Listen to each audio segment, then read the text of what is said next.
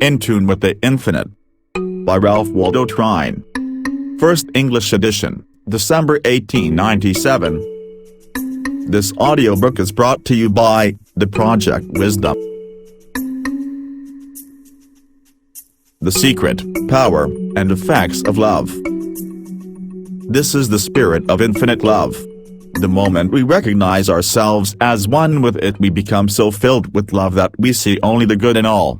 And when we realize that we are all one with this infinite spirit, then we realize that in a sense we are all one with each other. When we come into a recognition of this fact, we can then do no harm to anyone, to anything. We find that we are all members of the one great body, and that no portion of the body can be harmed without all the other portions suffering thereby. When we fully realize the great fact of the oneness of all life, that all are partakers from this one infinite source, and so that the same life is the life in each individual, then prejudices go and hatred cease. Love grows and reigns supreme. Then, wherever we go, whenever we come in contact with the fellow man, we are able to recognize the God within. We thus look only for the good, and we find it. It always pays. There is a deep scientific fact underlying the great truth: he that takes the sword shall perish by the sword. The moment we come into a realization of the subtle powers of the thought forces, we can quickly see that the moment we entertain any thoughts of hatred toward another, he gets the effects of these diabolical forces that go out from us, and has the same thoughts of hatred aroused in him, which in turn return to the sender. Then when we understand the effects of the passion, hatred or anger, even upon the physical body, we can see how detrimental, how expensive this is. The same is true in regard to all kindred thoughts or passions, envy, criticism, jealousy, scorn. In the ultimate we shall find that in entertaining feelings of this nature toward another, we always suffer far more than the one toward whom we entertain them. And then when we fully realize the fact that selfishness is at the root of all error, sin, and crime, and that ignorance is the basis of all selfishness, with what charity we come to look upon the acts of all. It is the ignorant man who seeks his own ends at the expense of the greater whole. It is the ignorant man, therefore, who is the selfish man. The truly wise man is never selfish. He is a seer, and recognizes the fact that he, a single member of the one great body, is benefited in just the degree that the entire body is benefited, and so he seeks nothing for himself that he would not equally seek for all mankind. If selfishness is at the bottom of all error, sin, and crime, and ignorance is the basis of all selfishness, then when we see a manifestation of either of these qualities, if we are true to the highest within us, we will look for and will seek to call forth the good in each individual with whom we come in contact. When God speaks to God, then God responds, and shows forth as God. But when devil speaks to devil, then devil responds, and the devil is always to pay. I sometimes hear a person say, "I don't see any good in him." No? Then you are no seer. Look deeper and you will find the very God in every human soul. But remember, it takes a God to recognize a God. Christ always spoke to the highest, the truest, and the best in men. He knew and he recognized the God in each because he had first realized it in himself. He ate with publicans and sinners. Abominable, the scribes and Pharisees said. They were so wrapped up in their own conceits, their own self-centeredness, hence their own ignorance, that they had never found the God in themselves, and so they never dreamed that it was the real life of even publicans and sinners. In the degree that we hold a person in the thought of evil or of error, do we suggest evil and error to him. In the degree that he is sensitively organized, or not well individualized, and so, subject to the suggestions of the thought forces from others, will he be influenced, and so in this way we may be sharers in the very evil doing in which we hold another in thought. In the same way, when we hold a person in the thought of the right, the good, and the true, righteousness, goodness, and truth are suggested to him, and thus we have a most beneficent influence on his life and conduct. If our hearts go out in love to all with whom we come in contact, We inspire love, and the same ennobling and warming influences of love always return to us from those in whom we inspire them. There is a deep scientific principle underlying the precept: if you would have all the world love you, you must first love all the world. In the degree that we love will we be loved. Thoughts are forces. Each creates of its kind. Each comes back laden with the effect that corresponds to itself and of which it is the cause. Then let your secret thoughts be fair. They have a vital part, and share, in shaping words and molding fate. God's system is so intricate. I know of no better practice than that of a friend who continually holds himself in an attitude of mind that he continually sends out his love in the form of the thought, "Dear everybody, I love you." And when we realize the fact that a thought invariably produces its effect before it returns, or before it ceases, we can see how he is continually breathing out a blessing not only upon all with whom he comes in contact, but upon all the world. These same thoughts of love, moreover, tokened in various ways, are continually coming to him from all quarters. Even animals feel the effects of these forces. Some animals are much more sensitively organized than many people are, and consequently they get the effects of our thoughts, our mental states, and emotions much more readily than many people do. Therefore, whenever we meet an animal, we can do it good by sending out to it these thoughts of love. It will feel the effects whether we simply entertain or whether we voice them. And it is often interesting to note how quickly it responds, and how readily it gives evidence of its appreciation of this love and consideration on our part. What a privilege and how enjoyable it would be to live and walk in a world where we meet only gods. In such a world you can live. In such a world I can live. For in the degree that we come into this higher realization do we see only the God in each human soul, and when we are thus able to see Him in every one we meet, we then live in such a world. And when we thus recognize the God in every one, we by this recognition help to call it forth ever more and more. What a privilege, this privilege of yours, this privilege of mine. That hypocritical judging of another is something then with which we can have nothing to do, for we have the power of looking beyond the evolving, changing, error-making self, and seeing the real, the changeless, the eternal self which by and by will show forth in the full beauty of holiness. We are then large enough also to realize the fact that when we condemn another, by that very act we condemn ourselves. This realization so fills us with love that we continually overflow it, and all with whom we come in contact feel its warming and life-giving power. These in turn send back the same feelings of love to us, and so we continually attract love from all quarters. Tell me how much one loves and I will tell you how much he has seen of God. Tell me how much he loves and I will tell you how much he lives with God. Tell me how much he loves and I will tell you how far into the kingdom of heaven, the kingdom of harmony, he has entered, for love is the fulfilling of the law. And in a sense love is everything. It is the key to life, and its influences are those that move the world. Live only in the thought of love for all and you will draw love to you from all. Live in the thought of malice or hatred, and malice and hatred will come back to you. For evil poisons, malice shafts, like boomerangs, return, inflicting wounds that will not heal, while rage and anger burn. Every thought you entertain is a force that goes out, and every thought comes back laden with its kind. This is an immutable law. Every thought you entertain has moreover a direct effect upon your body. Love and its kindred emotions are the normal and the natural, those in accordance with the eternal order of the universe, for God is love. These have a life-giving, health-engendering influence upon your body, besides beautifying your countenance, enriching your voice, and making you ever more attractive in every way. And as it is true that in the degree that you hold thoughts of love for all, you call the same from them in return, and as these have a direct effect upon your mind, and through your mind upon your body, it is as so much life force added to your own from without. You are then continually building this into both your mental and your physical life, and so your life is enriched by its influence. Hatred and all its kindred emotions are the unnatural, the abnormal, the perversions, and so, out of harmony with the eternal order of the universe. For if love is the fulfilling of the law, then these, its opposites, are direct violations of law, and there can never be a violation of law without its attendant pain and suffering in one form or another. There is no escape from this. And what is the result of this particular form of violation?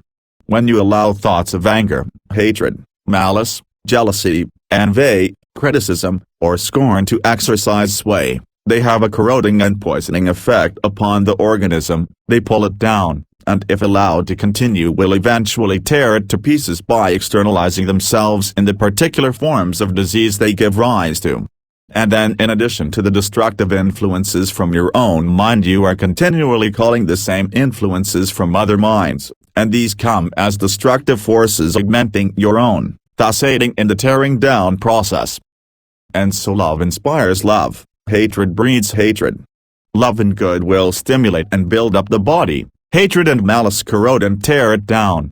Love is a savor of life unto life, hatred is a savor of death unto death. There are loyal hearts, there are spirits brave. There are souls that are pure and true.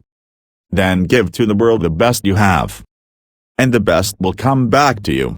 Give love, and love to your heart will flow. A strength in your utmost need.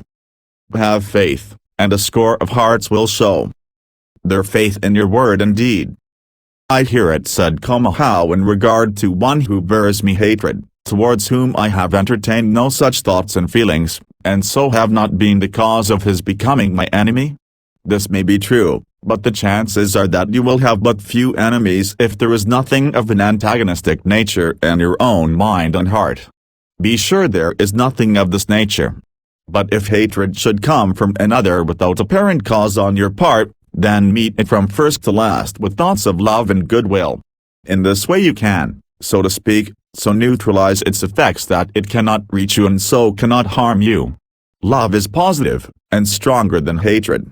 Hatred can always be conquered by love. On the other hand, if you meet hatred with hatred, you simply intensify it. You add fuel to the flame already kindled, upon which it will feed and grow, and so you increase and intensify the evil conditions. Nothing is to be gained by it, everything is to be lost. By sending love for hatred you will be able so to neutralize it that it will not only have no effect upon you, but will not be able even to reach you. But more than this, you will by this course sooner or later be able literally to transmute the enemy into the friend. Meet hatred with hatred and you degrade yourself.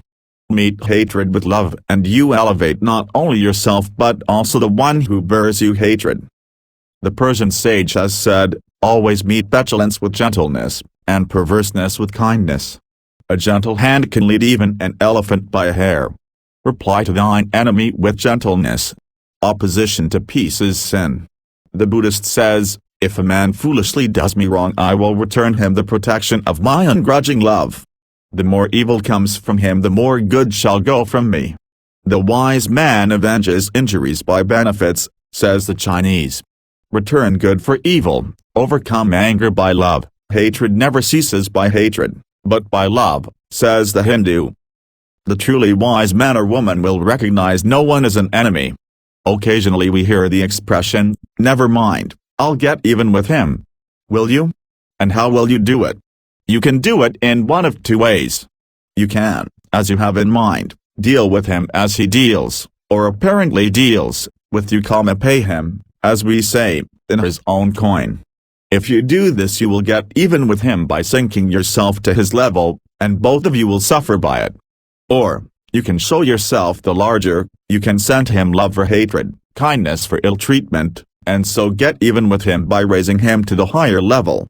But remember that you can never help another without by that very act helping yourself, and if forgetful of self, then in most all cases the value to you is greater than the service you render another. If you are ready to treat him as he treats you, then you show clearly that there is in you that which draws the hatred and ill treatment to you. You deserve what you are getting and should not complain, nor would you complain if you were wise. By following the other course you most effectually accomplish your purpose, you gain a victory for yourself, and at the same time you do a great service for him, for which it is evident he stands greatly in need. Thus you may become his savior. He in turn may become the savior of other error-making, and consequently carry encumbered men and women. Many times the struggles are greater than we can ever know. We need more gentleness and sympathy and compassion in our common human life. Then we will neither blame nor condemn. Instead of blaming or condemning, we will sympathize, and all the more we will comfort one another. For the way is often dreary, and the feet are often weary, and the heart is very sad. There is a heavy burden bearing, when it seems that none are caring, and we half forget that ever we were glad. Comfort one another, with the hand clasped close and tender, with the sweetness love can render, and the looks of friendly eyes. Do not wait with grace unspoken, while life's daily bread is broken. Gentle speech is oft like manna from the skies. When we come fully to realize the great fact that all evil and error and sin with all their consequent sufferings come through ignorance, then wherever we see a manifestation of these in whatever form, if our hearts are right, we will have compassion, sympathy and compassion for the one in whom we see them. Compassion will then change itself into love, and love will manifest itself in kindly service. Such is the divine method. And so instead of aiding in trampling and keeping a weaker one down, we will hold him up until he can stand alone and become the master. But all life growth is from within out, and one becomes a true master in the degree that the knowledge of the divinity of his own nature dawns upon his inner consciousness and so brings him to a knowledge of the higher laws. And in no way can we so effectually hasten this dawning in the inner consciousness of another, as by showing forth the divinity within ourselves simply by the way we live. By example and not by precept. By living, not by preaching. By doing, not by professing. By living the life, not by dogmatizing as to how it should be lived. There is no contagion equal to the contagion of life. Whatever we sow, that shall we also reap. And each thing sown produces of its kind. We can kill not only by doing another bodily injury directly, but we can and we do kill by every antagonistic thought. Not only do we thus kill, but while we kill we suicide. Many a man has been made sick by having the ill thoughts of a number of people centered upon him. Some have been actually killed. Put hatred into the world and we make it a literal hell. Put love into the world and heaven with all its beauties and glories becomes a reality. Not to love is not to live, or it is to live a living death. The life that goes out in love to all is the life that is full, and rich, and continually expanding in beauty and in power. Such is the life that becomes ever more inclusive, and hence larger in its scope and influence. The larger the man and the woman, the more inclusive they are in their love and their friendships. The smaller the man and the woman, the more dwarfed and dwindling their natures, the more they pride themselves upon their exclusiveness. Anyone, a fool or an idiot, can be exclusive. It comes easy. It takes and it signifies a large nature to be universal, to be inclusive. Only the man or the woman of a small, personal, self-centered, self-seeking nature is exclusive. The man or the woman of a large, royal, unself-centered nature never is. The small nature is the one that continually strives for effect. The larger nature never does. The one goes here and there in order to gain recognition, in order to attach himself to the world. The other stays at home and draws the world to him. The one loves merely himself. The other loves all the world, but in his larger love for all the world he finds himself included. Verily, then, the more one loves the nearer he approaches to God, for God is the spirit of infinite love. And when we come into the realization of our oneness with this infinite spirit, then divine love so fills us that, enriching and enrapturing our own lives, from them it flows out to enrich the life of all the world. In coming into the realization of our oneness with the infinite life, we are brought at once into right relations with our fellow men. We are brought into harmony with the great law, that we find our own lives in losing them in the service of others. We are brought to a knowledge of the fact that all life is one, and so that we are all parts of the one great whole. We then realize that we can't do for another without at the same time doing for ourselves. We also realize that we cannot do harm to another without by that very act doing harm to ourselves.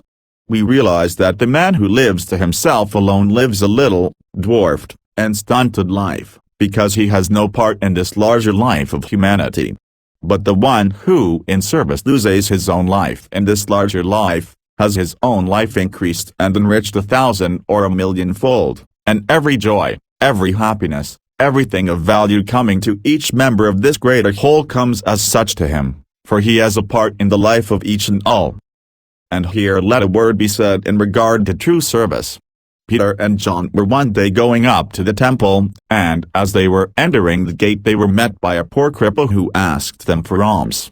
Instead of giving him something to supply the day's needs and then leaving him in the same dependent condition for the morrow and tomorrow, Peter did him a real service, and a real service for all mankind by saying, "Silver and gold have I none, but such as I have I give unto thee."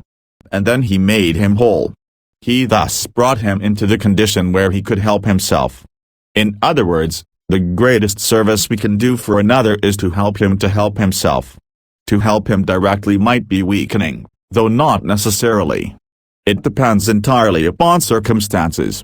But to help one to help himself is never weakening, but always encouraging and strengthening, because it leads him to a larger and stronger life.